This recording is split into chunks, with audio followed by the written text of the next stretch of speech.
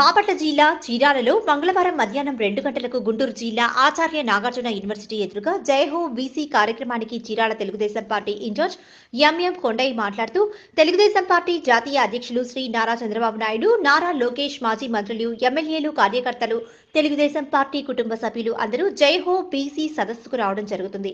అలాగే ఆంధ్రప్రదేశ్ ముఖ్యమంత్రి వైఎస్ జగన్మోహన్ రెడ్డిని యొక్క పాలన ఏంటి, నీ యొక్క పారదర్శకం ఏంటి అనేది ఒకసారి చూడాలని విశాఖపట్నంలో ఉన్నటువంటి కొన్ని వేల కోట్ల ఆస్తులు, అలాగే కర్నూలులో మొత్తం మన ఆంధ్రప్రదేశ్లో ఉన్న ఆస్తులన్నీ పెట్టి నేను డబ్బులు తీసుకొచ్చాను, బటన్ నొక్కుతున్నాను అంటున్నావు. ఎవరికి నొక్కుతున్నావు నీ బటన్? మీ యొక్క అభివృద్ధి వల్ల, నీ సంక్షేమం వల్ల ప్రజలు ఎవరు బాగుపడింది లేదు. సహజంగా ఏ రాజకీయ నాయకుడైనా రెండు పనులు, ఓ పక్క సంక్షేమం, ఒక పక్క అభివృద్ధి, రెండు కళ్ళ లాంటివి. అవేమీ మీకు తెలిసిందల్లా రెండే. ఒకటి ఎవరన్నా మాట్లాడితే కొట్టేయడం, 2 పోలీసులను పంపించడం. ఇది తప్ప మీకేమీ తెలియదు జగన్మోహన్ రెడ్డి. ఈరోజు జయహో బీసీ సదస్సు చూసి తెలుసుకోండి. ఎంతమంది అభిమానులు వస్తారో, ఎంతో మంది కార్యకర్తలు వస్తారో తెలుసుకోండి. రానున్న 2024 ఎలక్షన్స్ లో ప్రజలు నిన్ను ఇంటికి సాగనంపాలని ఉన్నారని Chirala Telugu Desam party incharge MM Kondaiah మండిపడ్డారు. ఈ కార్యక్రమంలో చీరాల తెలుగుదేశం పార్టీ నాయకులు, కార్యకర్తలు, పార్టీ కుటుంబ సభ్యులు పెద్ద ఎత్తున జయహో బీసీ సభకు బయలుదేరారు.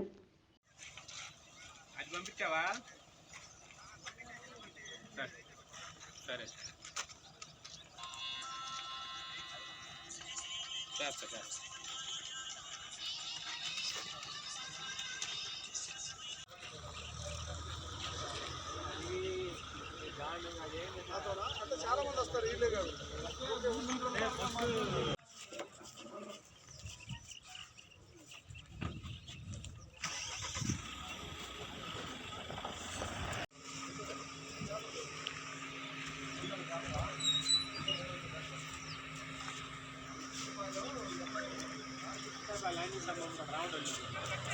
మధ్యాహ్నం 2 గంటలకి జైహో బీసీ కార్యక్రమాన్ని నాగార్జున యూనివర్సిటీ ముందు ఓ పెద్ద బహిరంగ సభను ఏర్పాటు చేయడం జరిగింది.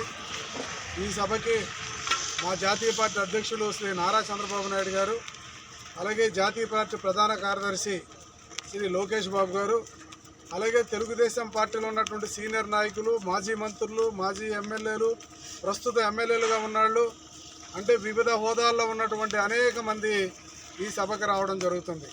ఈ సభని ఎలక్షన్ ముందు జరిగే సభ కాబట్టి చాలా పెద్ద ఎత్తున ఈ యొక్క కార్యక్రమాలన్నీ కూడా అన్ని నియోజకవర్గాల నుంచి కూడా చేస్తున్నారు.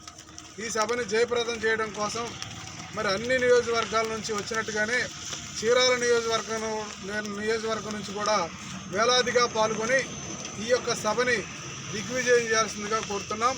అలాగే ఈ యొక్క సభ యొక్క ముఖ్య ఉద్దేశం ఈరోజు బీసీలకి సంబంధించినటువంటి ప్రధానంగా ఒక డిక్లరేషన్ని ఈ రోజున తెలుగుదేశం పార్టీ ఇవ్వబోతుంది.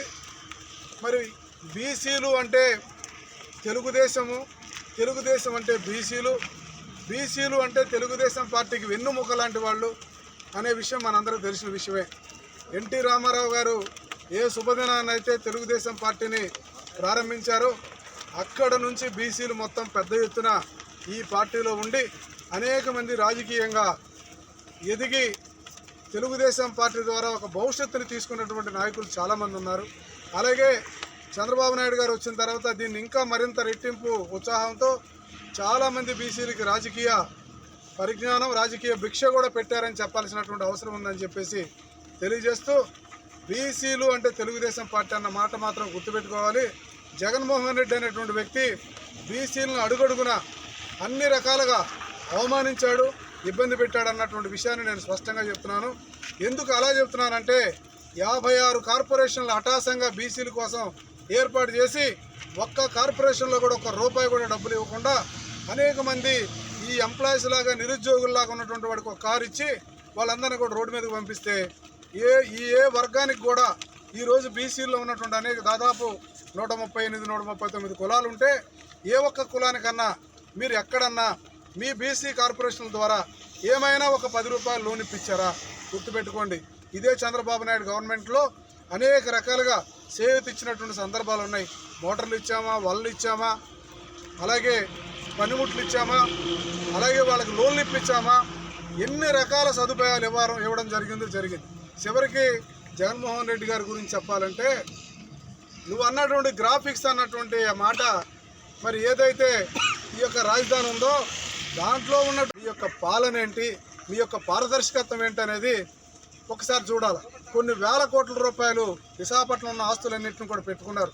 అలాగే కర్నూలులో కానీ ఎక్కడెక్కడ ఈ యొక్క మన రాష్ట్రానికి సంబంధించిన ఆస్తులు ఉన్నాయో వాటన్నిటిని పెట్టి నువ్వు డబ్బులు తీసుకొచ్చి నేను బటన్ నొక్కుతున్నా అంటున్నావు. ఎవరికి నొక్కావు నీ బటన్ నొక్కడం వల్ల నీ సంక్షేమం వల్ల ఏ ప్రజలు బాగుపడ్డారు?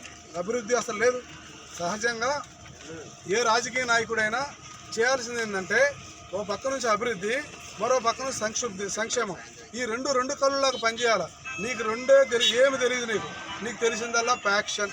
ఎవడన్నా మాట్లాడితే వాడిని కొట్టించడం, ఎవడన్నా మాట్లాడితే పోలీసులను పంపించడం నీకు చేతైన పరిస్థితి అని చెప్పి జగన్మోహన్ రెడ్డి గారు రండి మా యొక్క బీసీ సభను చూడండి. మీరు ఇవాళ ఏ రకంగా ఎంతమంది బీసీలు ఉన్నారో ఆ బీసీలకి ఏం చేయబోతుందో తెలుగుదేశం పార్టీ చెప్పబోతుంది.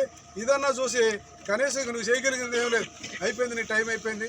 రేపు 2024 కేవలం 40 రోజుల్లో మరి నీ యొక్క పరిస్థితి అయిపోతుంది.